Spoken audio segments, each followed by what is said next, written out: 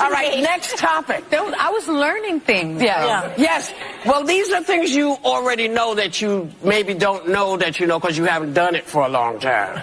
Oh. Or maybe never did it. I don't believe that. A pool? If you've never done any of these things that are in my brain right now, in a pool? I'm a natural born blonde. But this is the next topic. Hey there, guys. Welcome to the channel. So it must be that time of the week again. We got to talk about the wild and crazy antics on The View. So they got into this whole debate about Ron DeSantis versus Gavin Newsom. And, these guys, if you don't already know, they're set to have a face-to-face debate, which is shaping up, honestly, to be a pretty high-stakes, winner-take-all sort of deal. Florida's style of governance versus California's style of governance. And the whole thing, it really is, if you look at it, it seems like a microcosm of America's broader politics. And it's important, I think. Very rarely are debates important anymore, but this one might actually be. It could really show anyone who pays attention, if anyone does pay attention anymore, what the future of this country really looks like. On one side, you got Gavin Newsom, a blue state governor who I still firmly believe, and this is just my opinion, I believe they're going to find a way to weasel him into Joe Biden's spot on the ballot. At the very least, he is surefire their guy in 2028. So, and on the other side, you got Ron DeSantis, who's been a very, very successful conservative governor, turning Florida into a solid red state. And, it's an interesting Florida v. California debate that definitely has people talking about what model Americans really want for their country. But what got interesting on The View, they decided to analyze this clash of literal heavyweights, and Sonny Hostin's big take was that Gavin Newsom has the advantage because, guess this, he's better looking than Ron DeSantis. And really, guys, I believe her. I believe that this really, truly is about how deep their thoughts run most of the time on most issues. And seriously, guys, that's the in-depth analysis from The View. They really are hurting with no writers on staff. But for such an important debate, it's bizarre, man. It's got to be more than looks, I hope. I hope that they're not, that's not how they're voting. But it's The View doing what they do best, or depending on how you look at it, doing what they do worst. Check out this clip here, but before we do, guys, thanks to everyone that's been subscribing and commenting. We really, really appreciate the support, guys. We're growing, and it's going to be a hell of a journey together. So here's the topic. Ron DeSantis, remember him? He's been too scared to even mention Donald Trump. He doesn't hardly say anything about him, am I right? Mm-hmm. What's he so scared of? But he is not afraid of Gavin Newsom, apparently, who has now sort of said he wants to debate him. He should be afraid. He's very attractive. He is very handsome. He is. Well, let's watch the clip and then talk about it. You heard Gavin make the offer. Your answer is?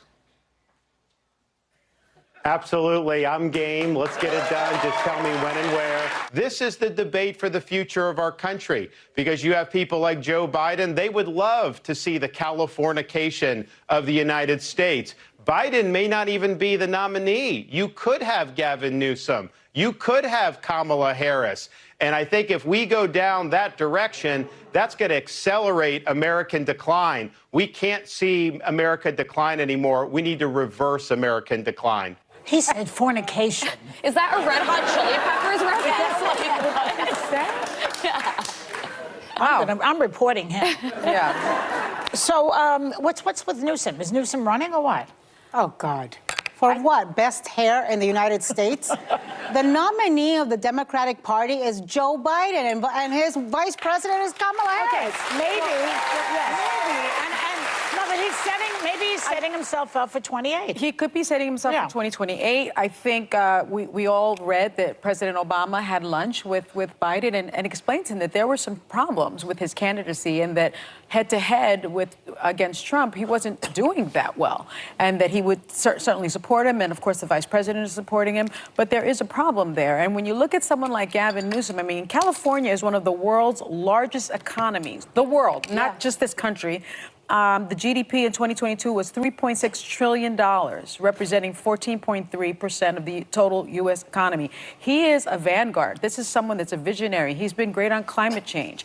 He's been great on the economy in California. He's been very, very good. And we've had him on the show several times. And again, he's an attractive candidate, unlike Ron DeSantis, who you get like kind of creeped out by him. Like he's just not like a great candidate. I'm not voting what's on the the looks of them, but I think that We're not I'm going to saying looks. we're not gonna date him. No, but I candidate. think the thing that I saw was I didn't jump straight to him taking anyone's place. It's like when you see campaigns and everyone's rolling him out, they do stump speeches, they go to towns, they talk.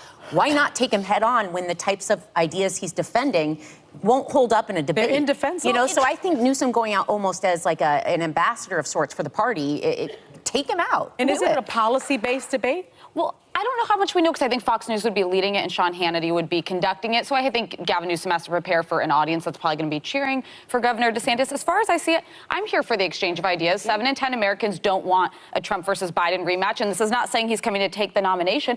It's showing what else is out there. But here's what I'd say. DeSantis only has to lose by engaging in this debate. His poll numbers have been going down. Gavin Newsom, I disagree with him on virtually everything. California, there's a lot of bad you can litigate on his record. True. But he only has to gain here. He raises his profile, and if there, I don't want to sound like a conspiracy theorist, is a scenario where Joe Biden decides he's not running, if something changes majorly, this puts him in a prime position to be a future leader of the party. When it finally tees up a future. And I think it's a stupid idea by Gavin Newsom, and I think it kind of shows him as a little desperate for attention. We know DeSantis is desperate for any attention that is not about his failing campaign and flawed candidacy and the fact that he's got no charisma and no substance other than the word woke. So obviously, yeah, there is a clear double standard about what women can say about men in the media and what men can say about women. Can you imagine if someone had a similar conversation about 2 female politicians? It wouldn't stand. It just doesn't, surely it doesn't make any sense from either side. It's not important. It serves no purpose. It's just gossip, I guess. I guess I just watched gossip on TV. So I don't know what that says about me. But I wonder what her husband thinks about it too. Granted, it's not half as creepy as when Joy had her little freak out fest with Liam Neeson sitting there, that poor guy. But still, you know, anyway, that's just one part of the story. Here's what's actually important. Just look at the comparisons between California and Florida. You know, especially when you consider the comments made about the attractiveness of their states. You know, California, they have a large GDP. Yes, it's been like that for a long time, even before Newsom's era. In fact, probably stronger, probably bigger before Newsom.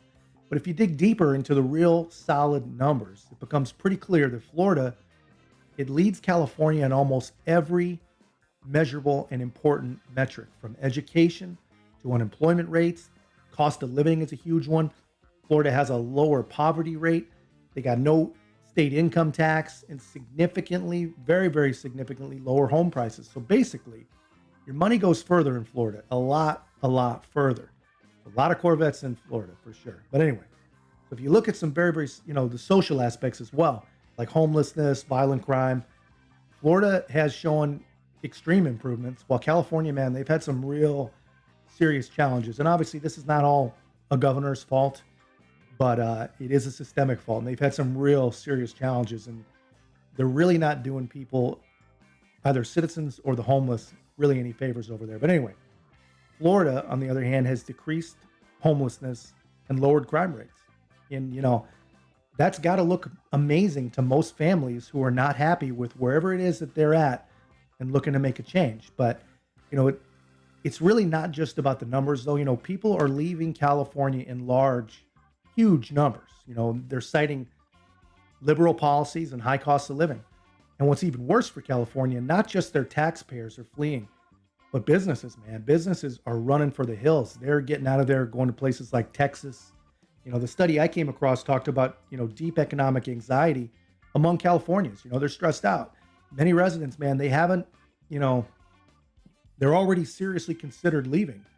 But what does this all mean for the big picture? Well, it's about a debate between 2 very, very different paths for our country, 2 very, very different agendas, 2 very, very different beliefs.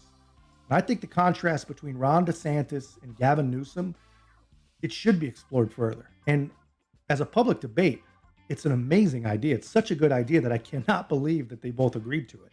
You know, it's a perfect example of 2 very, very different directions. And I hope that people focus. I hope that people pay attention, you know, not on the looks, not on, you know, any artificial or superficial thing like that, but you know, I hope that they really focus on the facts, the statistics, and the actual realities that we face, and ignore the noise from the propaganda machine that really, from both sides, it happens. Each of these guys really is the number one boogeyman of their rivals in the media right now, and has been for quite some time. But anyway, in the end, whether we talk about California or Florida, you know, political views or personal opinions, the conversation helps us understand and plan for challenges that are without a doubt coming. You know, anyway, guys, that's just my take.